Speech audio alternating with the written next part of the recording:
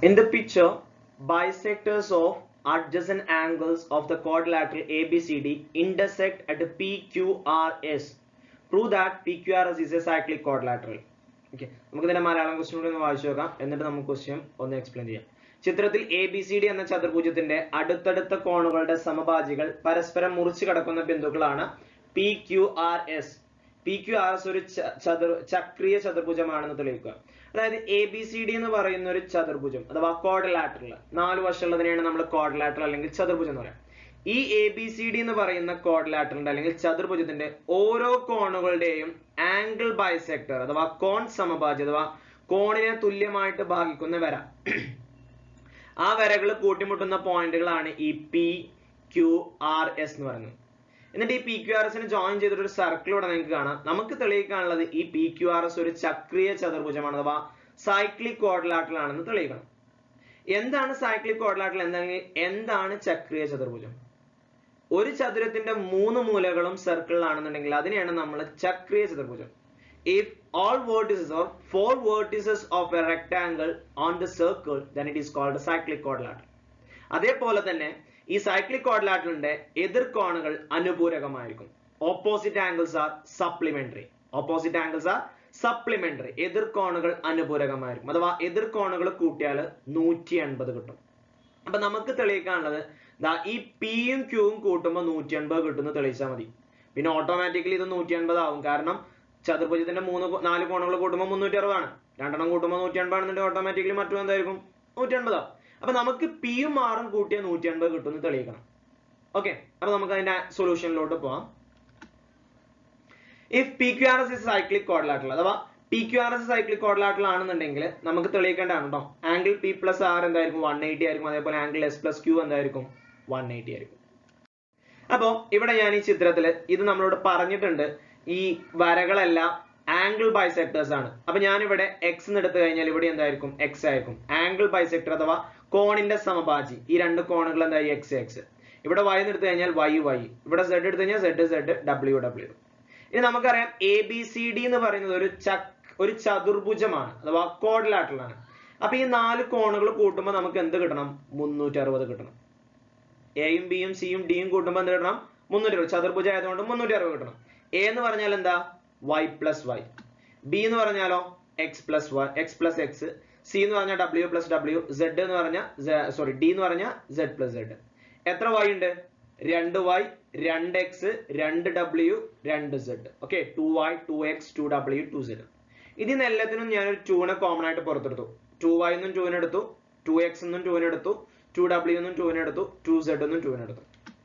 ബാക്കി എന്തൊക്കെയാ വരിക? ഇവിടുന്ന് 2 പോയ Y ഉണ്ട്, ഇവിടുന്ന് 2 പോയ X ഉണ്ട്, ഇവിടുന്ന് 2 പോയ W ഉണ്ട്, ഇവിടുന്ന് 2 പോയ Z ഉണ്ട്.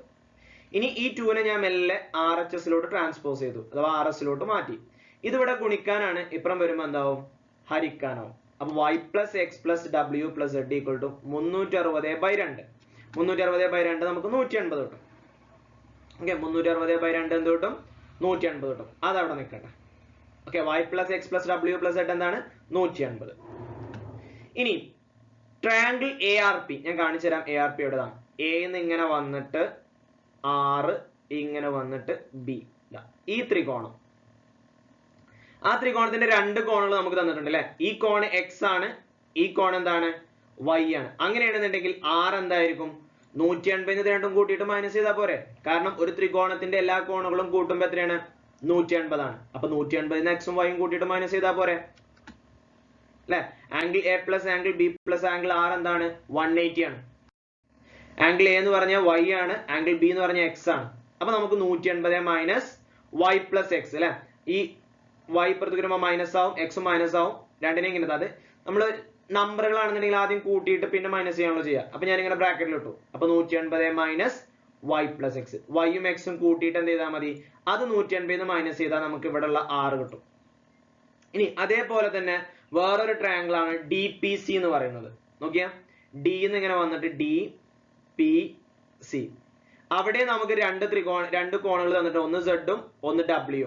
അപ്പൊ 180 മൈനസ് Z പ്ലസ് W അല്ലെങ്കിൽ W പ്ലസ് Z എന്ന് പറയാം അല്ലെ? 3 കോണ് കൂട്ടുമ്പോൾ 180 കിട്ടണം. ഡിയും സിയും പിയും കൂട്ടുമ്പോൾ 180 കിട്ടണം. D എന്ന് പറയുന്നത് Z ആണ്, C എന്ന് പറയുന്നത് W ആണ്. അപ്പൊ P എന്ത് വരും? 180 minus z plus w. Okay ആണല്ലോ? 180 minus z plus w. ഇനി കൺസിഡർ ദ ക്വാഡ്രിലാറ്ററൽ PQRS. ഇവിടെ ഈ സെന്ററിലുള്ള PQRS എന്ന് പറയുന്ന ക്വാഡ്രിലാറ്ററൽ കൺസിഡർ ചെയ്യാം കേട്ടോ. PQRS എന്ന് പറയുന്ന ഈ ക്വാഡ്രിലാറ്ററൽ കൺസിഡർ ചെയ്യാം. നമുക്ക് തെളിയിക്കാനുള്ളത് ചക്രീയ ചതുർഭുജമാണ് അല്ലെങ്കിൽ സൈക്ലിക് ക്വാഡ്രിലാറ്ററൽ ആണെന്നാണ് തെളിയിക്കാനുള്ളത്. അപ്പൊ ഞാൻ എന്ത് ചെയ്തു? Angle R plus angle P എടുത്തു. Angle R plus angle P എടുത്തു. ക്വാഡ്രിലാറ്ററൽ PQRS ല് അവിടെ ഒരു R വിട്ടിട്ടുണ്ട് അല്ലെ? PQRS കേട്ടോ. PQRS. ഓക്കെ. PQRS ലെ എതിർ കോണുകളാണ് ആറും പിയും പറയുന്നത്. അപ്പൊ R പ്ലസ് P നമ്മൾ ആറും പിയും ഓൾറെഡി കണ്ടെത്തിയിട്ടുണ്ട് അല്ലെ? ആറും പിയും നമ്മൾ തൊട്ട് മുമ്പ് കണ്ടെത്തി. R എന്ന് പറഞ്ഞാൽ 180 മൈനസ് y പ്ലസ് x ആണ്. P എന്ന് പറഞ്ഞാൽ 180 മൈനസ് z പ്ലസ് w ആണ്. അത് രണ്ടും ഞാൻ ഇവിടെ കൊടുത്തിട്ടുണ്ട്. ഓക്കെ. ഇനി ഇത് രണ്ടും കൂട്ടാം. 180 കൂട്ടുമ്പോ എത്രയാ? 360. ഇവിടെ രണ്ടിടത്തും മൈനസ് കോമൺ ആണ്, അപ്പൊ മൈനസ് ഇട്ടു. then y plus X plus z plus w അല്ലെ? ഇവിടെ രണ്ടിടത്തും മൈനസ് കോമൺ ആണ്, അപ്പൊ മൈനസ് ഇട്ടു. ഇനി ഇത് രണ്ടും കൂട്ടി y plus X plus z plus w. y plus X plus z plus w എന്താന്നുള്ളത് നമ്മൾ തൊട്ട് മുമ്പ് കണ്ടെത്തി. എന്താ? 180. അപ്പൊ 360 മൈനസ് 180. 360 180 പോയാൽ എത്രയാ? 180. എതിർക്കോണുകൾ 180 കിട്ടിയില്ലേ? 180 എന്ന് പറഞ്ഞാൽ സപ്ലിമെന്ററി അഥവാ അനുപൂരകം. Opposite angles are supplementary. therefore quadrilateral PQRS is a cyclic. എതിർക്കോണുകൾ അനുപൂരകമായതിനാൽ ചതുർഭുജം PQRS ചക്രീയമാണ്. ഓക്കെ ആണോ?